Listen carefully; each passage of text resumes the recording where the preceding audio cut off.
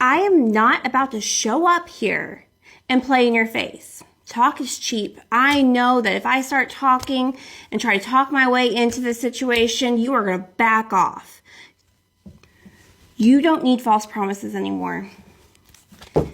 I have been channeling this masculine all morning. They are not going to be coming in with false promises. They know they have to show up in the way that shows you that they're serious. And that's not by words, it's with an offer. There's been some healing. I'm healing pain from my past. I'm working on letting it go so I can be free to fully love you. Your love gives me hope. As I am healing my past and childhood trauma, I just want you to send me love and healing energy. Please don't reject me. Please don't reject me. This person has had some kind of ego death. They had those inner childhood wounds. They have worked through those wounds. They perceive things differently than how they were before, how they treated you, collective. They are aware. They are aware where they may have looked at this way. However you responded to that I'm getting neglect was you being outrageous. But it's like the disrespect here that was shown to you, you just gave it back. You just gave it back. Karmic battles they put you to in this karmic situation. You may have went to toe to toe, head to head. You went at it. You went to war. They created the landscape in which you two would battle. This was painful. There was bloodshed. I'm getting there's bloodshed. Hopefully there wasn't actual physical altercations here, but I'm getting... Yeah, it was rough. I am releasing what no longer serves me. Please be patient with my process of growth and change as I come into power. I am making sure that everything is in alignment so I can be with you. I am severing. It's funny, I was getting Harry Potter in part 1, and then we have the word severing, like Severus Snape. Okay.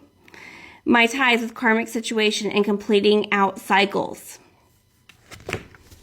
Whatever things that they've been entertaining that they have kept in their energy to almost push you down, how they feel about you down, that's getting released. It's like they're detoxifying. They're getting rid of all of this junk inside of them that they had to layer on top of your memory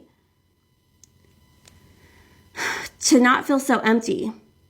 But realizing those things were never serving them in any kind of positive way. So as they are removing this junk on top of you, all that's left is you.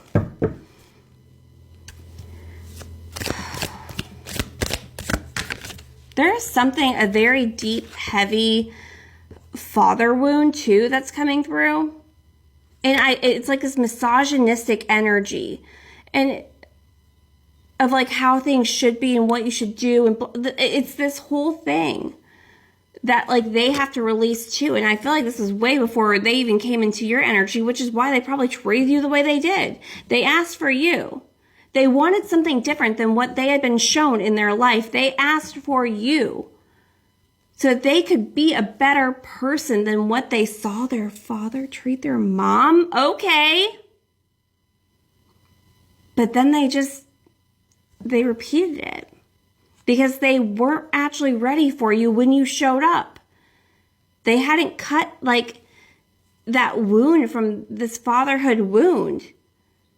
And so they just were going to repeat that cycle with you.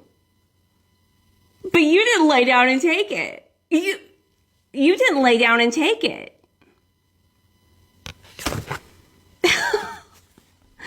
Let go of fear.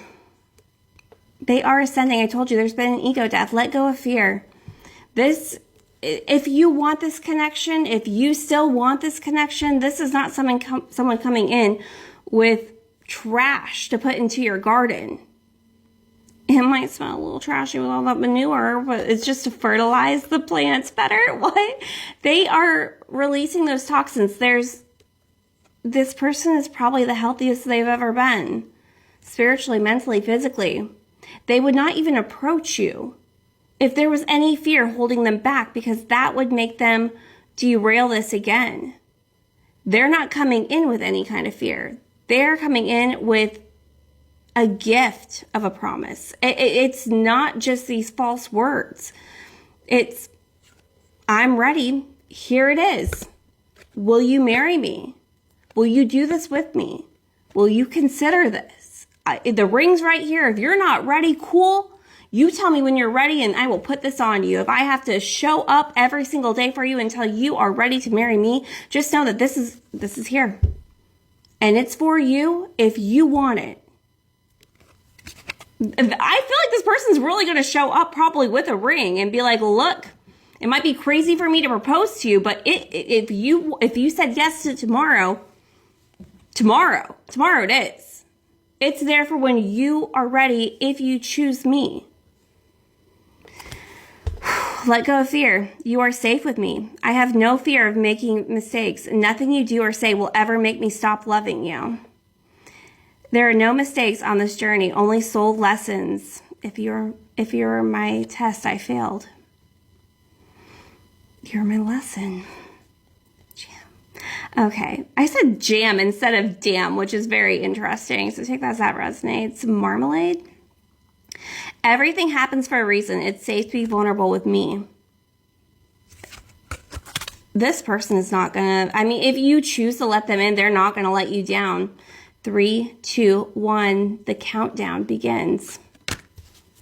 The countdown begins. Let's get one more before we go to part 3. If you'd like to book a personal reading, link is in the bio. Jeez. Daydreaming. Of that spark, daydream. I often fantasize about you, daydream about you every single day. Now that they've released all these toxins, all that's left is you, their wife, their home, their future. Right now, daydreaming about the spark. My love for you is written in the stars.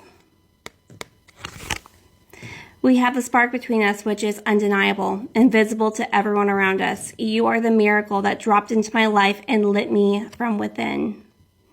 Look up at the stars tonight and know that I am under the same sky, thinking about you. We are destined to be together for many lifetimes. We don't need to rush this love. Our love is eternal. We don't need to rush it. If you're not ready to jump in just because I'm ready to jump in, just know that ring's going to be sitting there on that table every day. When you're ready to say yes to me. Let's go to part 3.